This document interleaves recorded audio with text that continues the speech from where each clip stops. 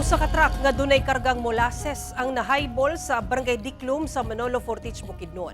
Sa maong insidente, 3 ka motorsiklo ang nadamay. Ato ibalik si James Paulo Yap.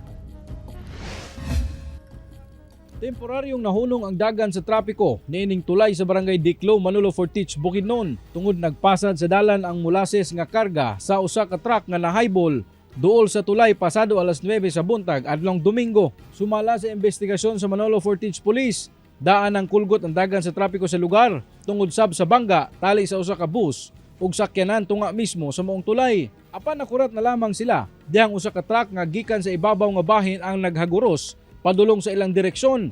Dayon pagka-highball, naharos pa sab niini ang 3 ka mga motor sa traffic investigators.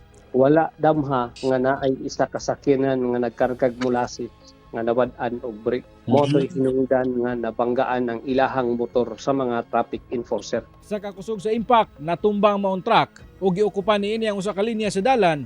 Hinungdan nga mas mibugat pa ang dagan sa trapiko sa lugar. Luwas ra kuno ang driver sa truck apan ang kaangkon og samad sa iyang lawas. Nakasinabot ra sab ang mga partido nga nalambigit sa maong disgrasya. Napadapli na sab ang maong truck. Pipila ka oras human ang disgrasya.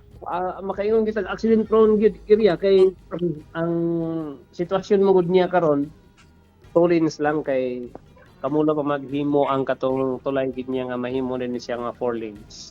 Ako si James Paulo Yap. 1 Mindanao.